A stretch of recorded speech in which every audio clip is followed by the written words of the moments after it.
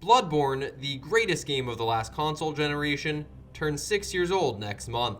I've been itching to talk about Bloodborne's superb final boss fight for years now, and given that it's currently From Software February on the channel, a month where I talk exclusively about From Software's games, there is no better time to examine one small part of what makes Bloodborne so special. So follow me into the dark, harrowing streets of Yharnam as we explore the tragedy of Bloodborne's final boss, Gehrman, the First Hunter.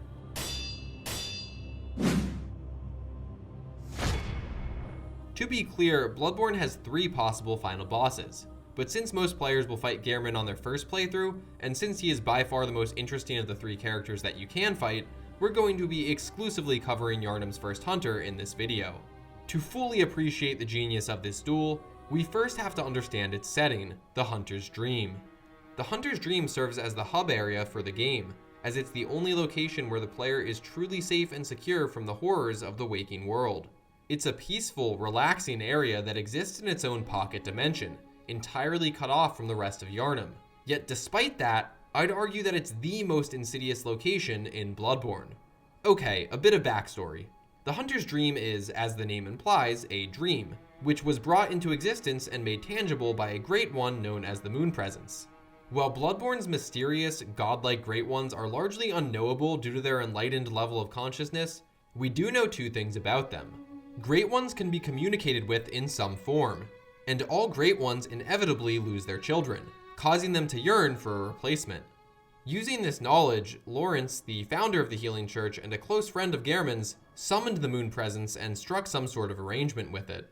Presumably, that arrangement was that Lawrence would bring the Moon Presence an infant Great One, in return for some sort of enlightenment, while Gehrman was kept in the Hunter's Dream as a sort of hostage or insurance policy until Lawrence returned. As mentioned previously, the Hunter's Dream is a peaceful place, at least on the surface, and that should hold doubly true for Gehrman, as it's based off the Hunter's Workshop in the Waking World which Gehrman founded. While the real version of the workshop has long been abandoned, the version of the workshop in the dream is functional and even beautiful. It's an idealized version of that workshop, likely supplied from Gehrman's memories themselves, yet Gehrman himself is not content in the dream. In fact, Gehrman's existence is a torturous one. If the player catches Gehrman while he is sleeping, they can trigger this dialogue from him. Oh, Lawrence, Master Willem, somebody help me, unshackle me, please, anybody. I've had enough of this dream. The night blocks all sight. Oh, somebody, please.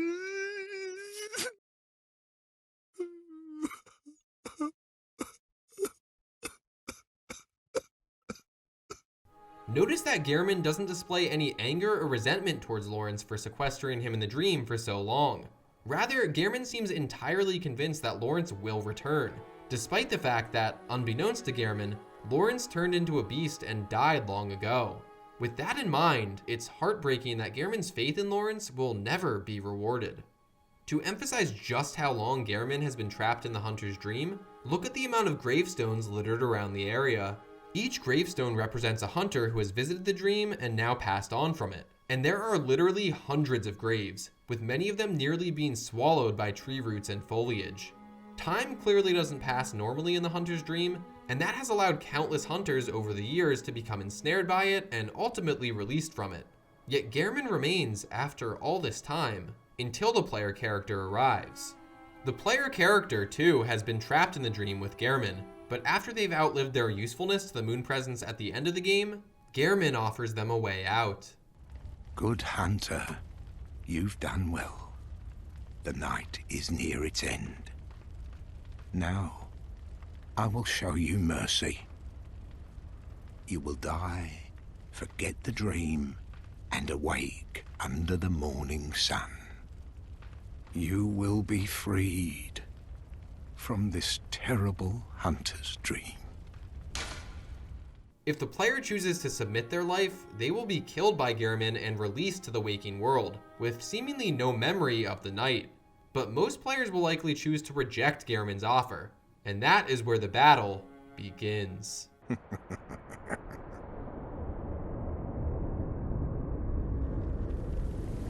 Dear, oh dear, What was it? The hunt? The blood? Or the horrible dream?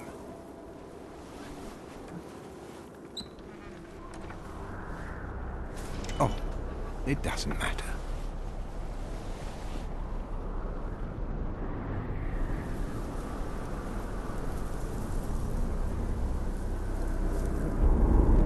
It always comes down to the hunter's helper to clean up after these sorts of messes.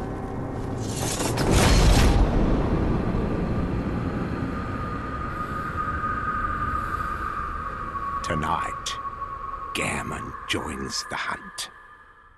Witnessing the weird old dude who has been in a wheelchair the entire game suddenly stand up and pull out a giant scythe with a disturbing eagerness in his voice is daunting, to say the least.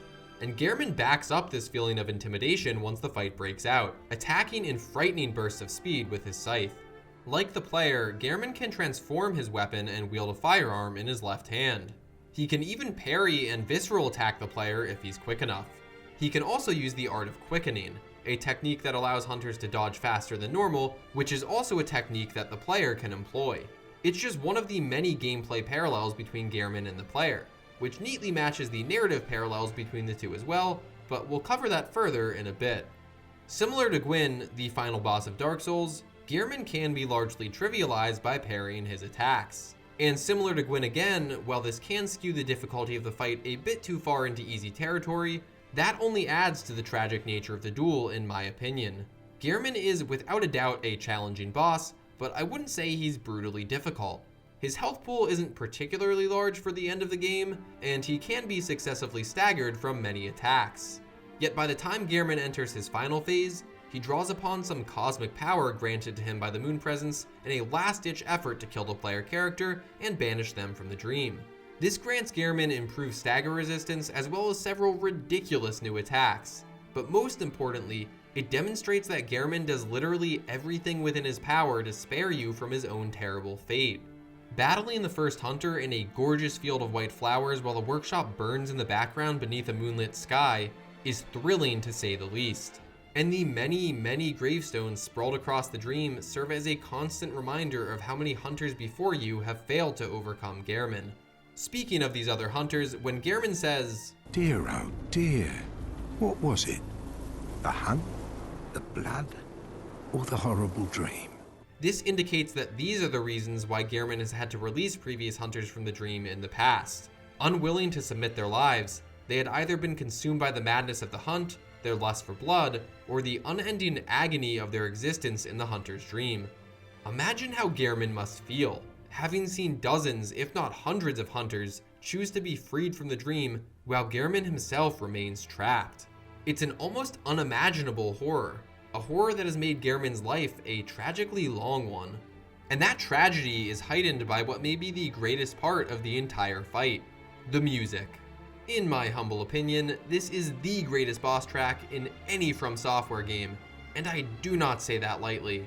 It's not just the beautiful, mournful strings that evoke the melancholy atmosphere of the battle, it's also the lyrics.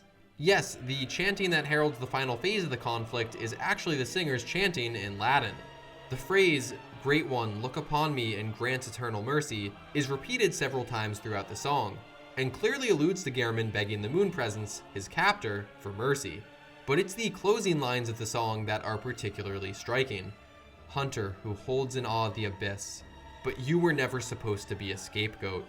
I would swing this scythe once again to offer an end to your nightmare, but please give me an end to my role." It's these final two lines that confirm what has already been alluded to. This isn't an epic clash between a noble hero and a dastardly villain. Rather, it's a tragic duel of two hunters battling to save the other from eternal torment. Despite all the mistakes and atrocities that Gehrman himself committed in the waking world, over the long years spent in the dream, Gehrman actively fought to save hundreds of hunters from his own doomed fate. So when the player defeats the first hunter, Gehrman is finally free from the dream, having at last been granted the mercy he granted to so many others. It's a sad, startling note to end the game on, but one that resonates with the player all the more because of it. While Gehrman can be freed from the dream at the end of Bloodborne, the player will essentially become him if they do, being held captive by the moon presence and presumably guiding future hunters through the horrors of the night just as Gehrman did. Of course, if the player has consumed 3 umbilical cords, they can kill the moon presence and evolve into a supremely enlightened squid. But that's a whole different thing, so yeah, we're just gonna move on. At the start of the video, I correctly stated that Bloodborne is the greatest game of the last console generation, and this specific fight isn't as much a big part of that as it is emblematic of why Bloodborne is so special. From Software deliberately chose to end Bloodborne with a battle that rewards the player for conquering the many grueling challenges of the game, but also that forces the player to confront their own harrowing journey, to confront the dark truth of the hunt, and to acknowledge the suffering that Gehrman has endured over so many years. Ultimately, I think it's From Software's inclination to challenge their players' expectations on both a gameplay and a narrative level that makes their games and the conclusions to them so emotional. If it wasn't already clear, Gehrman is my favorite final boss in any From Software game, and my favorite final boss in any video game for that matter, and it's been a pleasure to cover the tragic duel between him and the player in this video.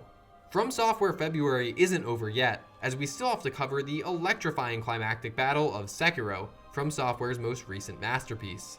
Make sure to subscribe to my channel so you don't miss that, but until then, stay safe, play some Bloodborne, and don't you dare go hollow. Don't think too hard about all of this. Just go out and kill a few beasts. It's for your own good. You know, it's just what hunters do. You'll get used to it.